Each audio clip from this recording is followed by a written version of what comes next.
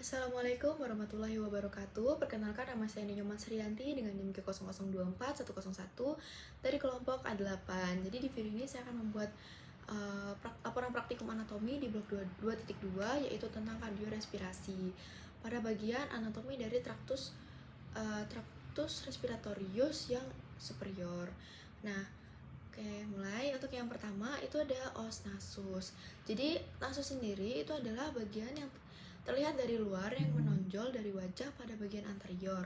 Nah, kerangkanya itu sebagian besar dari tulang rawan atau kartilago dan juga tulang keras yaitu os yang akan mempertahankan kafum nasi agar tetap terbuka. Nah, bentuknya itu sangat bervariasi terutama karena perbedaan kartilago penyusunnya. Nah, untuk os nasus sendiri itu dia tersusun dari 3 tulang atau 3 os. Itu yang pertama ada os nasal, os maksila, dan juga os frontal. Terus untuk kartilagonya ada kartilago processus lateralis, kartilago septinasi, terus ada kartilago alaris mayor, kartilago alaris minor, dan juga ada kartilago septinasi. Oke, jadi lanjut ke bagian dinding lateral dari os nasus. Jadi untuk dinding lateral kahum nasi itu memiliki 3 lengkungan, yaitu yang bertingkat, lengkungan tulang yang bertingkat atau sebut sebagai konka, yaitu ada konka nasalis superior, terus ada konka nasalis media, dan juga konka nasalis yang inferior. Nah, konka nasalis itu akan membagi kafum nasi menjadi 4 saluran udara. Yang pertama ada recessus sphenoethmoidal, yaitu yang terletak antara konka nasalis superior dan atap nasi yang terdapat muara dari sinus sphenoidalis. Terus yang kedua ada meatus nasi superior, yaitu terletak di antara konka nasalis superior dan media yang terletak yaitu terdapat muara dari si callulae ethmoidalis posterior. Terus yang ketiga itu ada meatus nasi yang media. Nah, yang media ini terletak di konka nasalis yang media dan inferior, yaitu terdapat bangunan dari bula ethmoidalis yang akan berbentuk kubah, yaitu muara dari collecula ethmoidalis media. Terus ada hiatus semilunaris, yaitu saluran melengkung di bawah bula ethmoidalis. Terus sebagai muara dari sinus maxillaris. Terus ada infundibulum ethmoidal, yaitu di ujung anterior hiatus semilunar. Terus ada sinus frontalis dan collecula ethmoidalis anterior yang bermuara di infundibulum ini setelah melewati ductus frontonasalis. Terus ada processus uncinatus, yaitu batas bawah dari hiatus semilunaris. Terus yang terakhir ada meatus nasi yang inferior. Nah, yaitu terletak di bawah konka nasalis inferior. Nah, itu terdapat muara dari ductus nasolacrimalis. Nah, ductus nasolacrimalis sendiri itu akan mengalirkan air mata dari saccus conjunctiva oculi, yaitu ductus tersebut itu berawal dari ujung inferior saccus lacrimalis pada dinding anteromedial orbita. Oke, lanjut ke faring. Dimana kalau faring itu adalah suatu saluran fibromuskuler sepanjang 12-14 cm yang akan menghubungkan kafum nasi dan kafum oris dengan larynx dan esofagus. Nah, farinx itu akan membentang mulai dari basis krani hingga kartilago krikoidea yang kemudian berlanjut hingga esofagus. Struktur ini tuh merupakan jalur bersama dari makanan dan udara. Nah, faring itu terbagi menjadi 3 bagian, ada nasofaring, orofaring, dan juga laryngofaring. Oke, yang pertama itu nasofaring. Nasofaring itu terletak di setinggi FC1 sampai 2. Nasofaring itu adalah bagian faring yang memiliki fungsi respirasi. Nasofaring itu terletak di posterior dari kafum nasi dan berhubungan dengan kafum nasi yang terletak di anterior melalui coana.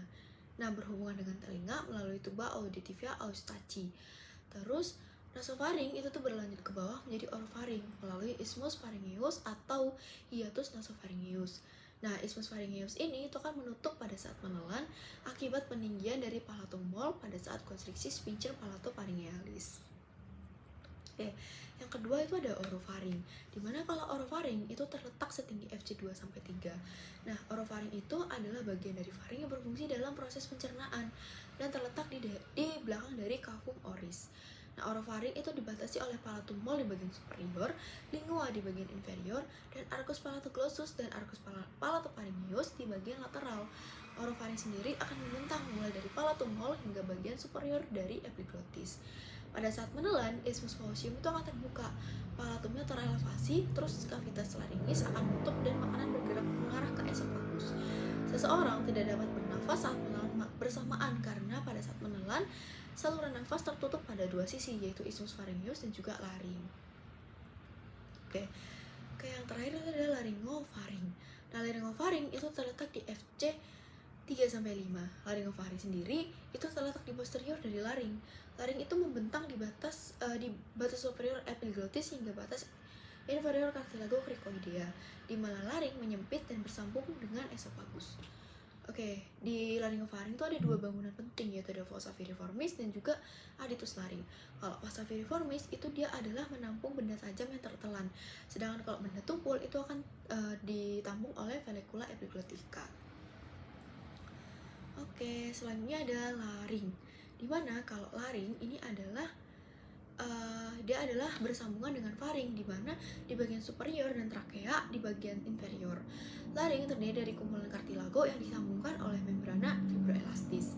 Nah, fungsinya tuh ada lain ada saluran pernafasan, sphincter, dan juga organ fonasi yang membentang dari lingua hingga trakea. Nah, laring itu adalah merupakan saluran yang fleksibel saat proses menelan. Pada saat istirahat, laring itu akan terletak setinggi FC 3-6. Oke, di laring itu ada juga beberapa kartilago yang penyusun dari laring. Itu ada 7 kartilago. Ada kartilago tiroid yang paling besar, terus ada cricoidea, terus ada epiglottis, terus ada arytenoidea, terus ada corniculata, cuneiforme, dan terakhir ada kartilago trichitea. Oke, bangunan penting di cavitas laringis itu ada 5. Oke, yang pertama ada plica vestibularis atau pita suara yang palsu. Nah, pita vestibularis itu adalah lipatan membrana mukosa yang akan meliputi ligamento vestibularis yang membentang antara kartilago tiroid dengan kartilago arytenoidea. Terus ada rima vestibuli, di mana dia adalah celah di antara kedua plica vestibularis dexter et sinister. Terus ada plica vocalis, yaitu pita suara yang asli, yaitu lipatan yang akan meliputi ligamento vokal, dan musculus vocalis, yaitu berfungsi untuk mengontrol produksi suara. Terus ada rima glotidis, yaitu celah yang terletak di antara kedua plica vocalis dexter et sinister. Terus yang terakhir ada ventriculus laringis, yaitu terletak di antara plica vestibularis dan plica vocalis. Pada bagian anterior meluas dan membentuk suatu kantung buntu yang disebut sebagai sacculus laringis yang banyak terdapat glandula mukosa untuk lubrikasi dari plica vocalis. Nah, yang terakhir itu ada ruangan-ruangan yang terdapat di laring. Yang pertama ada supraglottis, di mana kalau supraglottis itu ada dari aditus laring hingga ke plica vestibularis. Terus untuk ruangan transglottis itu plica vestibularis sampai ke plica vocalis. Terus ada ruangan subglottis yaitu plica vocalis ke cartilago cricoidea. Oke, mungkin sekian penjelasan anatomi dari tractus respiratorius yang superior. Terima kasih.